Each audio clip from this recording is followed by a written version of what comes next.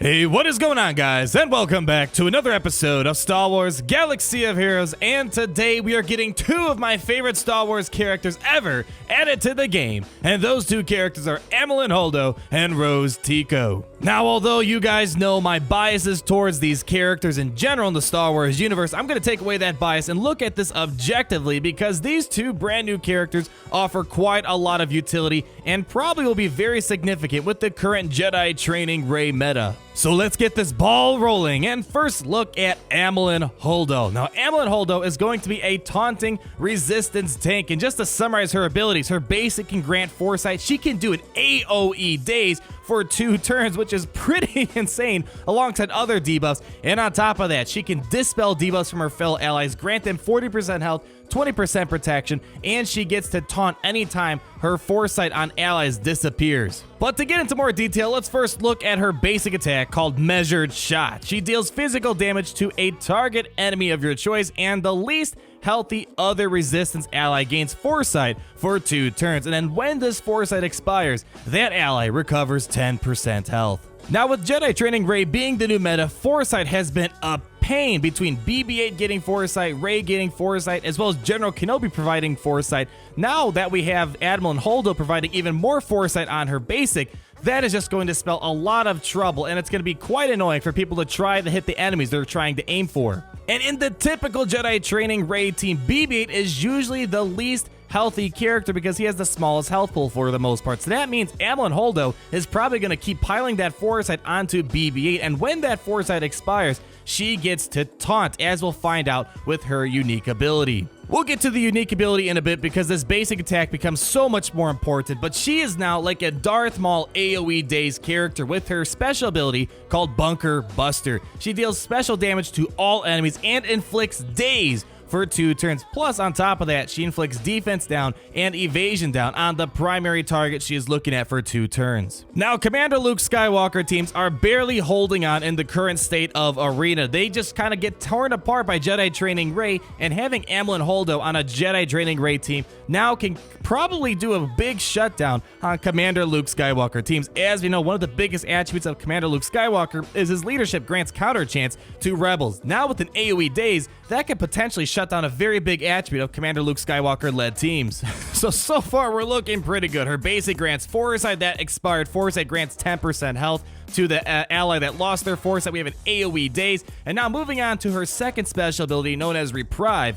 Dispel all debuffs on a target other ally, and then they recover 40% health and 20% protection. So this is kind of like Grand Admiral Thrawn's ability, where he can go swap Terminator and grant protection, but instead, Amilyn Holdo cannot cleanse herself, but she grants a big boost of protection and health to her fellow ally. The more cleansers, the merrier, and if you have General Kenobi and Amilyn Holdo, those are 2 characters who are applying foresight like wildfire, and you have 2 characters that can cleanse on top of R2's passive cleanse. So right there, we're adding another awesome layer to already the very solid Jedi training Rey teams. Now we get to the unique ability, and this is extremely important for that basic that we mentioned. It's called Quiet Confidence, and this, the whole entire thing includes the Zeta, but when another resistance ally loses foresight, Amilyn Holdo gains taunt for 1 turn and recovers 10% health. While Amilyn Holdo doesn't have taunt, she has plus 50 speed, and all other resistance allies have plus 20% critical avoidance. And if you're curious, the Zeta ability adds the clause that allows her to taunt and recover 10% health when a resistance ally loses foresight,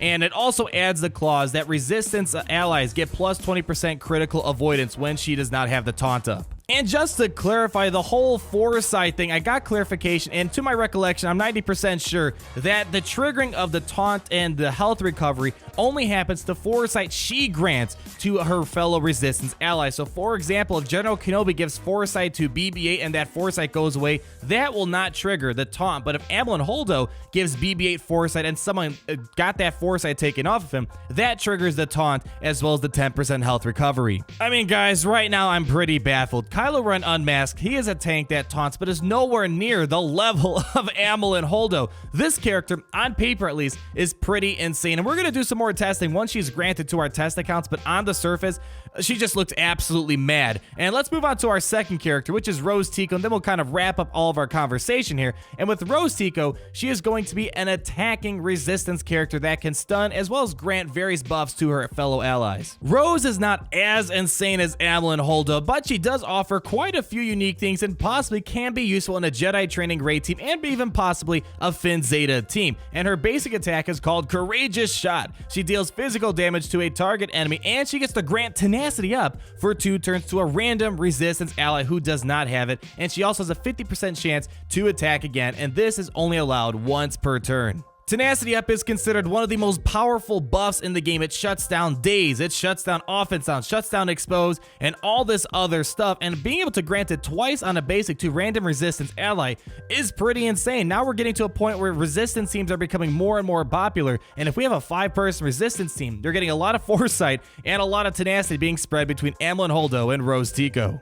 Following up, we have her special ability called Dauntless Bravery. It has a 5-turn cooldown, and resistance allies gain defense up for 2 turns, and then for each resistance ally, remove 8% turn meter from target enemy. Then Rose Tico gains 10% turn meter for each resistance ally and each first order enemy, and this attack cannot be evaded. So hypothetically, if you have 5 resistance characters on your team and there's 5 first order characters on the other team, she gets 100% turn meter and goes straight into her next turn, and that's pretty insane. Right now we're not seeing a lot of first order teams, but this might be hinting at, I'm not sure, more first order characters down the line that actually might be arena worthy, where this ability from her special will be used a lot more. But even if that's not the case, a lot of people are going to start running a 4 or 5 person resistance team, so she'll probably get at least 50% turn meter. All depends on what the team looks like. Other than that, this ability does not look too crazy. Defense up is not the greatest buff in the world, but it will help characters like Amilyn Holdo take a lot more of a beating and reduce the damage she is taking on.